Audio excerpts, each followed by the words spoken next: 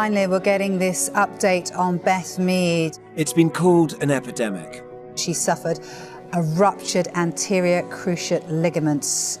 You know, it's an awful feeling when it does happen. You know, your heart literally sinks and, you think your career's over. As the World Cup kicks off, many of the big names in women's soccer are notably absent from the international competition because of knee injuries, namely ACL tears. You read a lot of horror stories and stuff on social media and like the internet in general, and it's about how people are out for years, they don't play again. Played football every single day, and then to find out I couldn't do that anymore, that was hard. Some of the rest of my family and sort of close friends that weren't sports people, I think they didn't quite understand probably the extent of the injury. We've heard an awful lot recently about concerns relating to ACL injury in female soccer, and it's been suggested that it might be an epidemic. But in truth, we've been aware of this and researching this area for decades. The injury itself has always existed in football, and I think the more people that play it, the likelihood of more people doing it increases.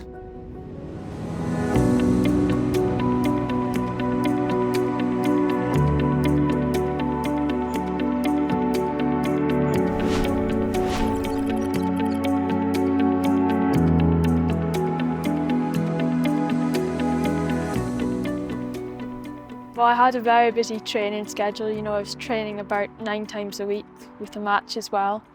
It was at Aberdeen training one night. We were in one of the drills. I ran out to press the ball. The player went one way, I went the other, and as I tried to change direction quickly, my knee popped and I fell to the ground. I was quite distressed. I saw her that, she was obviously in a lot of pain. She'd been crying. The coach, Laura, took me aside and just said she thought that something more serious had happened and that we needed to go and get it checked out. I went to hospital that night, but they just thought it was a sprain to my MCL. So did a bit of rehab, and then my knee kept on giving way. So then that's when physio decided, right, maybe we should go get a scan. So I went to get the scan and then got the results the next day and found out it was my ACL. Oh, I was gutted.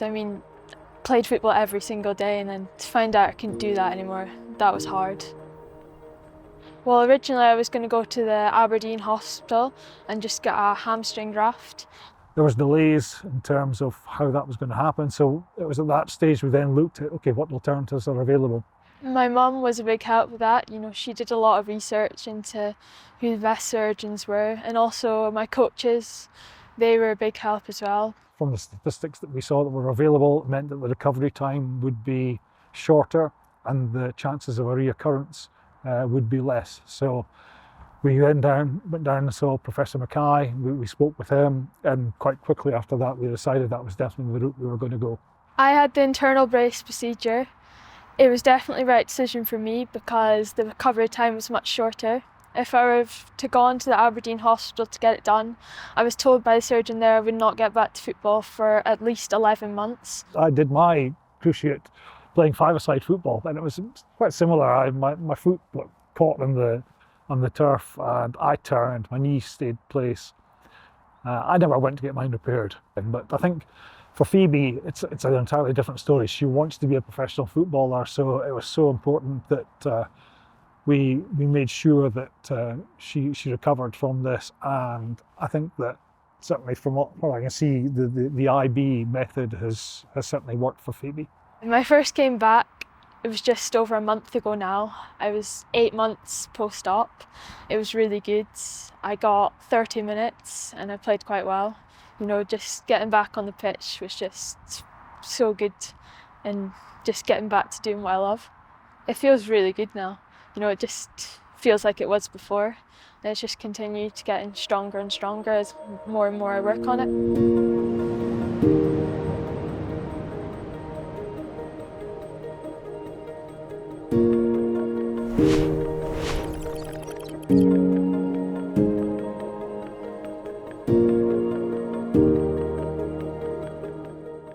Throughout the years, I feel like overall I've been quite fit. I've managed to keep myself active, whether that be through going walks or playing training twice a week and a game on a Sunday, but also work as a PE teacher, so every day I'm required to be on my feet and active and joining in with all different types of activities. I genuinely can't remember a time where I missed a game through injury. I think like from the spreadsheets and the stats, I've very rarely missed a football match in the whole time that I've been at Morton. So to get my ACL injury was a massive blow for me, and to be out for the length of time that I was, it was a difficult time.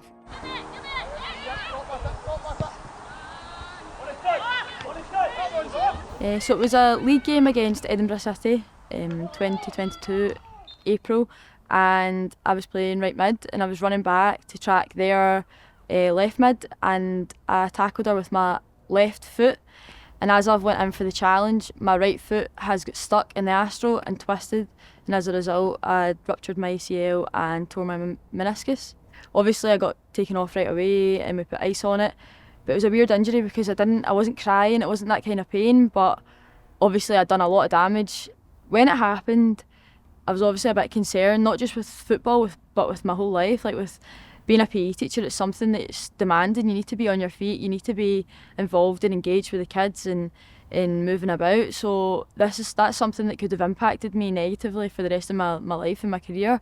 Then I went back to work, and a few weeks later, the spelling had went down, but there was still something not 100% right. I couldn't really join in. I was still like waiting to make sure that it was 100% before I joined in again.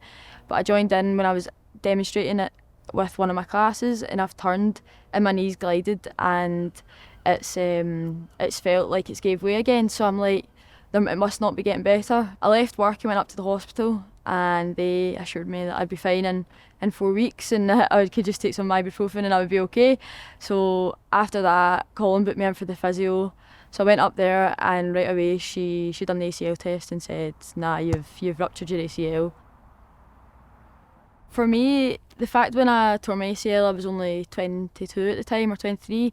I think that the option of the reconstruction would have taken years for me to actually get the operation, and then by the time I've got the operation and done all the recovery, I could have been a lot later in my 20s, which is basically your prime time when you're playing, and I would have missed a lot of football and missed a lot of fitness, and it's something that's hard to pull back. Like, even being out for them 5 months, it took me a while to get back up to speed with the rest of the girls in the team. So it's something that I really took into consideration, was the time factor, especially given that I'm young and I want to be playing football and I want to be reaching my peak as soon as possible. To only have been out for 5 months when it could have potentially been a year, up to 2 years, is something that I'll forever be grateful for, and know that not everyone has that opportunity.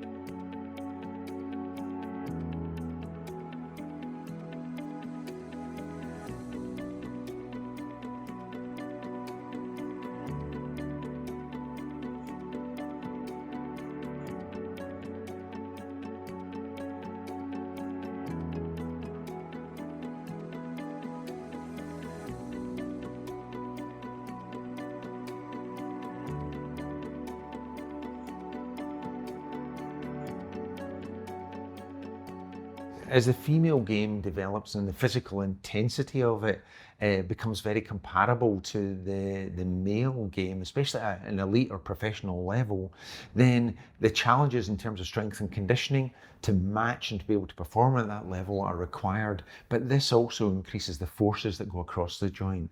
So it is a concern for females are different from their male counterparts, and are at a higher risk, unfortunately, of cruciate injury. So we've been doing everything in terms of research to minimise the risk of injury, but if they are injured, to try to optimise the management and recovery, and more importantly, reduce the risk of future injury and ultimately arthritis. Often a cruciate injury occurs when there's no contact involved. It's often a deceleration, a change of direction, a landing, and the more explosive your movement is, the higher the force that goes through your knee. So unfortunately, as the game has developed, there has been an associated increase in risk to those young females. Physical things such as footwear and surfaces are really important. Even simple changes like whether an AstroSurf pitch is watered or not watered, all these things can have a fundamental impact on injury risk. And what has been very positive coming out from international study is the role of preventative exercises, understanding how to land, how to decelerate, change direction with a reduced risk. Not without risk, but with a reduced risk, which is particularly relevant to females because the overall anatomy and biomechanical alignment lends itself to a tendency for the knee to drift into a knock knee or valgus position, which is the most vulnerable position for the cruciate ligament.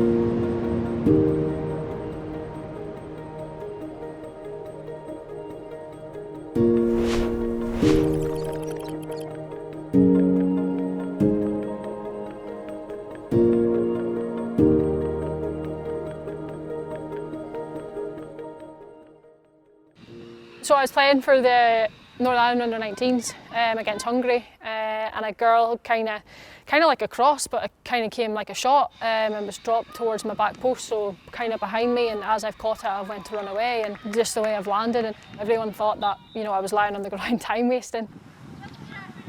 You kind of fear for the worst. You know, I came off in a stretcher. You know, going through that point, like I knew nothing about ACLs, didn't know how common they were.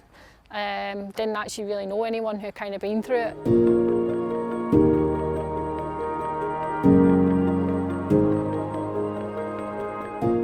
The knee that I've had the internal brace in just feels normal. It feels like, you know, I've never actually had surgery on it. Obviously you can't really tell that I've had surgery on it either, as it was keyhole. You know, it feels totally good, it feels strong.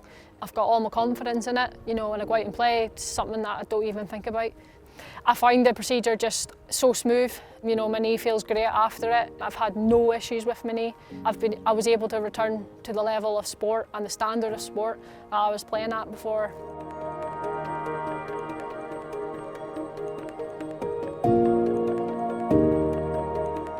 You know, with my first knee, I've waited 2 weeks to get surgery.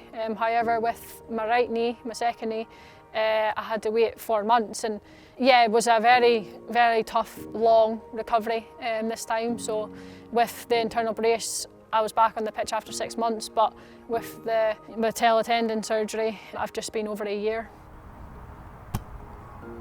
So I'm back playing now. It's been a long time coming. Obviously moving teams for a fresh start, coming back from an injury, and you know, I think I feel it more in my right knee than what I do with my left knee.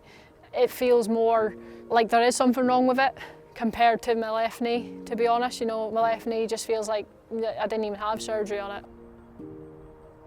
Yeah, so after my first surgery on getting the internal brace, I took part in a study. Taking part in that study, I actually put my mind at ease because I thought when I was jumping, because I had a lot of nerve damage, that I wasn't getting off the ground. So I felt like when I was jumping, I wasn't getting anywhere when really I was. And you know, doing them strength tests, it actually just put my mind at ease, and it actually made me see that, you know, at that time my left, in comparison to my right, wasn't that far off. You know, personally having 2 types of procedures done, you know, 100%, I do believe in the internal brace. If I could have had that surgery again, I probably would have went for it. And you know, I'm not saying it's ever going to happen to me again, but I really hope it doesn't. But I would 100% going back for the internal brace, so I would. Hello and welcome to Surgical Goals, the podcast that brings you a unique insight into the world of sport and shines a light on many of the injuries picked up along the way from some of the best sports stars and medical brains throughout their careers. We learn all about the journeys and, of course, the recoveries. My name is Jennifer Riach, and with the help of orthopaedic surgeon Professor Gordon Mackay, we're going to delve into that fascinating side of the sporting world.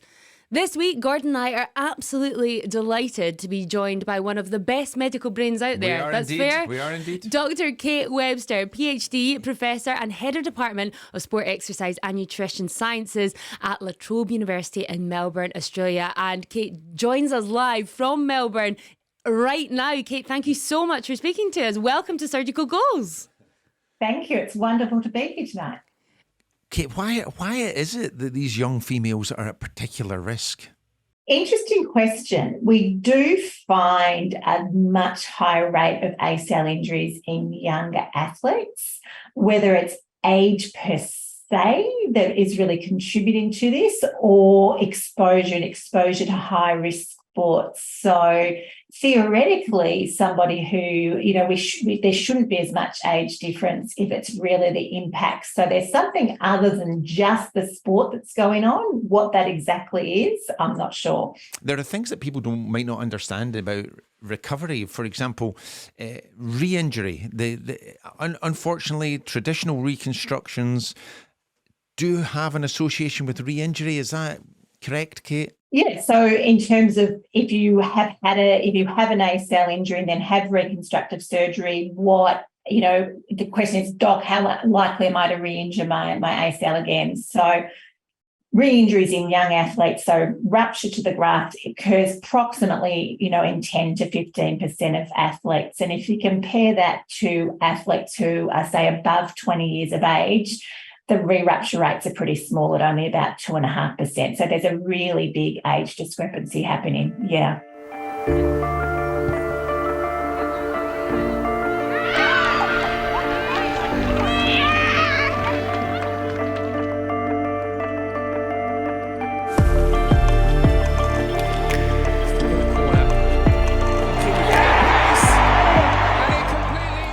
For me, still playing professionally at 34, I think is something that I feel is a big achievement.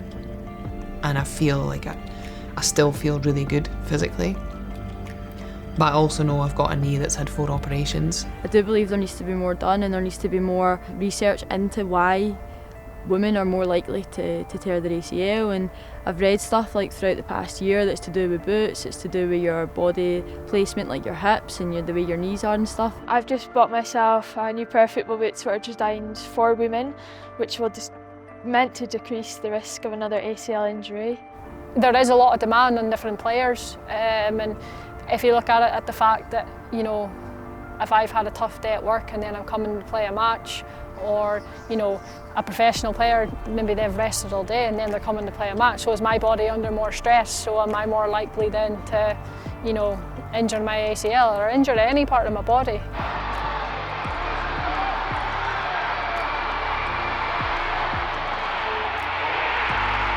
Make as many good decisions as often as you can. That sounds silly, but it's really easy to look back in the week and be like, how many nights of the week did I go to bed at the right time? How many days of the week was I hydrated? How many days of the week did I eat well? How many days of the week did I turn up early for training to do the extra sort of prehab work you do? And once you start asking different people those questions, you realise how many tally marks there is in their week where they've maybe not done it. And those add up. I think, being dedicated to your rehab is the main thing. Rehab isn't finished when you're back on the pitch. Rehab is still every day, and you've got stuff to do before you start the game to help prevent it happening again. So yeah, I think it is a long process, but just stick at it, and the day you get back on the pitch, it's a really good feeling.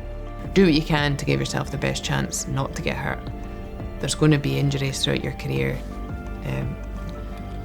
but you'll live happier, I think, if you know you've done as much as you can to sort of limit them. The reality is that young females playing soccer are at higher risk, unfortunately, of cruciate injury, and there is an increased risk if a first-degree relative has been affected. But simple exercises can reduce the risk of injury by at least 30%, in some studies even 60%. So they can have a massive impact in reducing these risks, even if your parents had the misfortune of a cruciate injury. Right now, most of what we know in terms of your training week, and how you build a training week and the periodisation of training, most of what we know and what's used is just adapted from the men's game. And I think that's something that once that becomes an area where there's real excellence in research and understanding, that probably is going to be the biggest key for me, I think. And I think it's probably not far away from where it needs to be. But again, it's in sport and in elite sport, when it's fine margins, being 1% off is quite a significant amount to be off. I genuinely don't think, having done this sports surgery for a long time, that we can completely eliminate risk, but we can continue to reduce it. We can understand more about footwear and specific demands of the female game. We can change aspects of contact that might be of benefit as well. But from my perspective, surgically, there's still a lot to do. We can focus more on enhancing early phase healing, retaining natural tissues, and augmenting and protecting in this period. And we haven't really touched on all the sexy things like biologics, the idea of using stem cells or patient's own tissues. But although this won't be the complete answer, that little contributions will add up and make a massive impact in these young girls' recovery to return to sport, but more importantly, as a parent, in the risks of arthritis in the future.